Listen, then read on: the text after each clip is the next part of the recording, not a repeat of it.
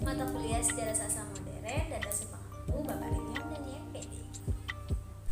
Nah, di video kali ini saya akan menjelaskan tentang unsur esteristik dan histeristik dari salah satu novel dari Buya Hamka, yaitu yang berjudul Di Bawah Lindungan Ka'bah. Nah, novel ini terbit pada saat angkatan 30 di luar Pujangga Baru. Nah, sebelumnya saya akan menjelaskan apa itu angkatan 30 di luar Pujangga Baru. Nah, Theo membagi sastra Indonesia sebelum perang menjadi 3 golongan sastra, yaitu sastra hasil Pujangga Baru, sastra penerbitan Balai Pustaka, dan sastra berupa seri cerita-cerita romans. Nah, sastra pada tahun 1930 di luar Pujangga Baru umumnya itu berupa cerita-cerita roman yang diterbitkan di kota-kota besar nih, seperti Semarang, Padang, Solo, Surabaya, dan yang terutama adalah di kota Medan. Nah, oleh karena itu sering disebut juga sastra itu penerbitan Medan. Nah, seri cerita-cerita Norman itu adalah penerbitan roman atau novel yang berjilid-jilid dalam satu seri dengan nama yang bermacam-macam. Misalnya ada seri roman Indonesia di Padang, ada Dunia Pengalaman dan Lukisan Pujangga di Medan. Nah, seri Suasana Baru, seri Kejora, dan seri Panorama. Nah, sebelum kita membahas lebih dalam nih unsur intrinsik dan unsur ekstristiknya, saya akan menjelaskan sedikit sinopsis tentang novel Di Bawah Lindungan Ka'bah ini. Nah, novel ini berceritakan tentang Hamid, seorang anak yatim yang miskin. Nah, nasib mempertemukannya dengan keluarga kaya raya, yaitu keluarga Haji Jafar. Nah, berkat kebaikan dari keluarga tersebut, kemudian ibunya dipekerjakan di rumah haji tersebut. Nah, si Hamid ini juga datang membantu selepas ia selesai sekolah. Nah, Haji Jafar ini berbaik hati ingin membiayai sekolahnya si Hamid. Nah, selain itu, agar anak perempuannya satu-satunya itu mempunyai teman namanya yaitu Zainab. Nah, keduanya telah berteman sejak kecil hingga habis sekolah pun mereka terus tetap bersama. Nah, setelah tamat dari sekolah Mulo, Hamid disekolahkan oleh Haji Jafar itu ke Tawalib Padang Panjang. Nah, ia harus rela berpisah dengan teman kecilnya itu si Zainab yang menurut kebiasaan masa itu hanya diperbolehkan sekolah sampai tingkat Mulo. Perempuan tidak harus sekolah tinggi-tinggi. Di sanalah kemudian keduanya sama-sama merindu untuk pertama kali. Keduanya tahu tapi tidak bisa mengatakan perasaan masing-masing.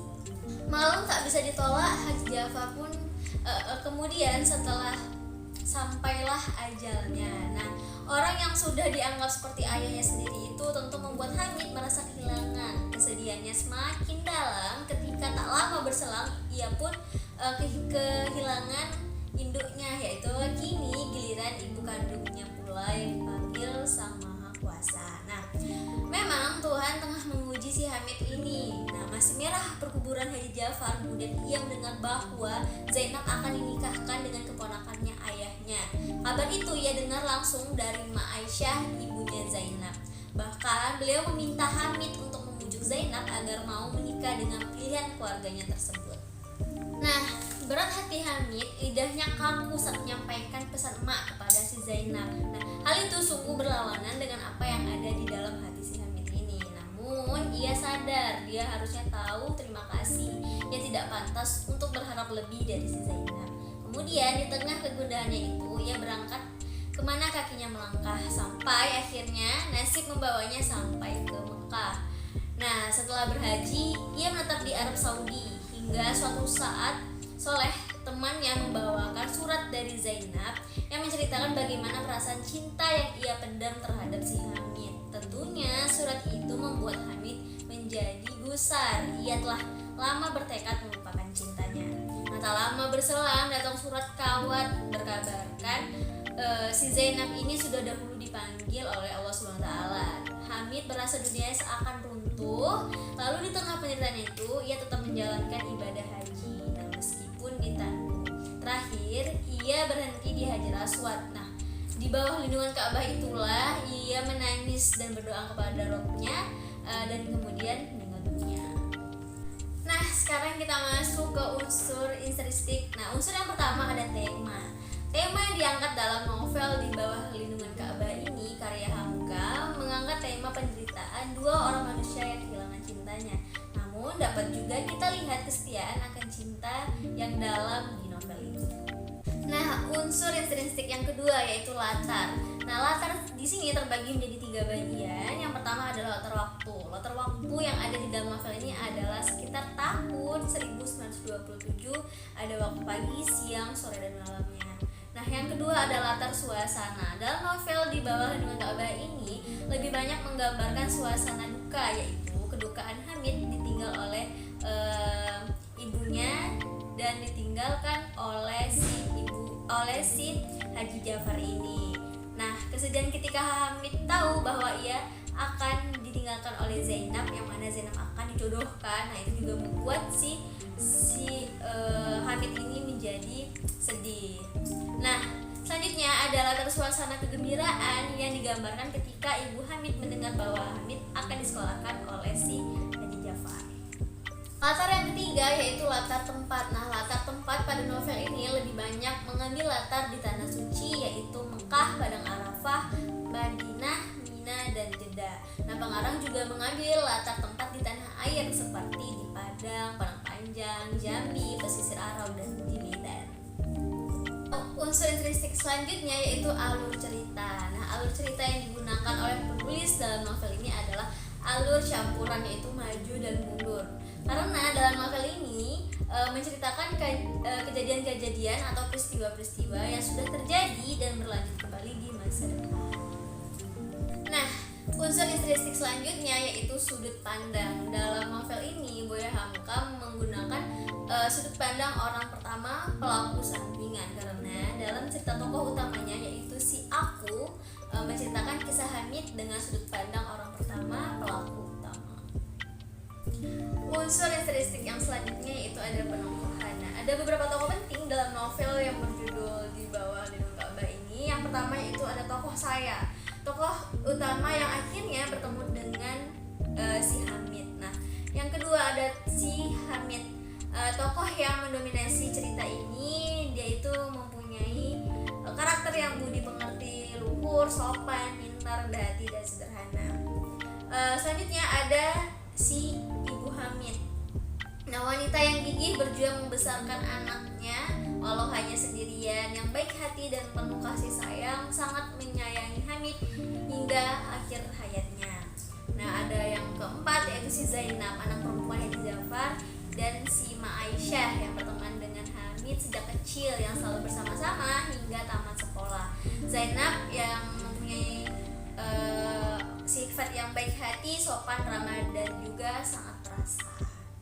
Nah, dan ada tokoh-tokoh yang lainnya juga. Unsur intrinsik yang selanjutnya yaitu gaya bahasa.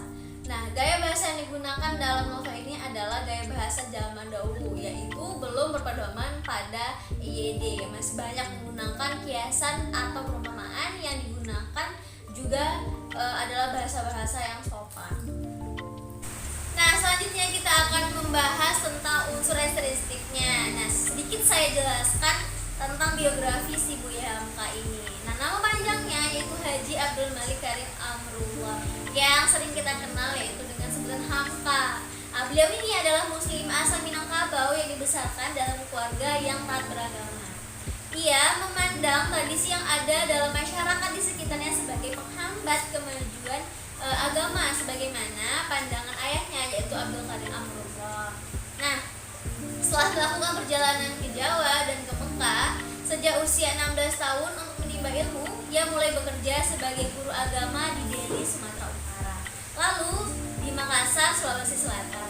Nah, dalam perjalanannya itu, terutama saat di Timur Tengah, Hamka banyak membaca karya dari ahli dan penulis Islam, termasuk karya penulis asal Mesir, lalu hingga karya-karya sastrawan Eropa. Nah, yang telah diterjemahkan ke dalam bahasa Arab. Nah, pada tahun 1935, Hamka meninggalkan Makassar untuk kembali ke Medan. Di Medan, Hamka mulai menulis novel ini, yaitu novel Di Bawah Lindungan Ka'bah ini, ketika menjadi editor untuk majalah Islam mingguan, yaitu Pedoman Masyarakat.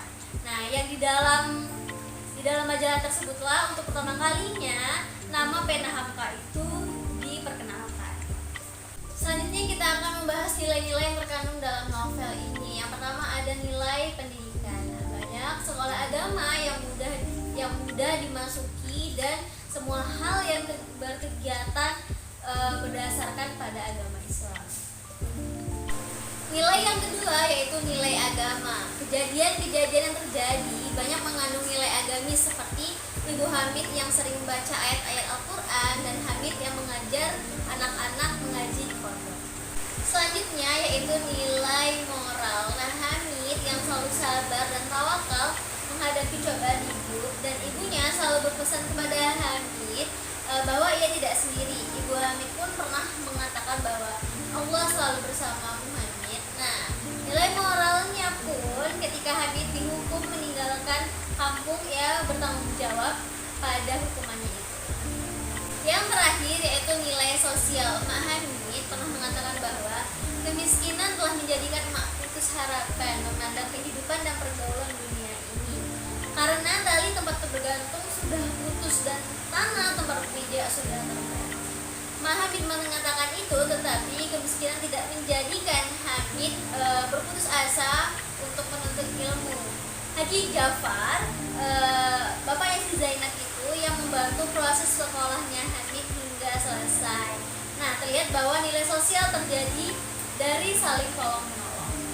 Nah, itu tadi unsur intrinsik dan ekstrinsik dari novel Di Bawah Lindungan Ka'bah karyanya Buya Hamka.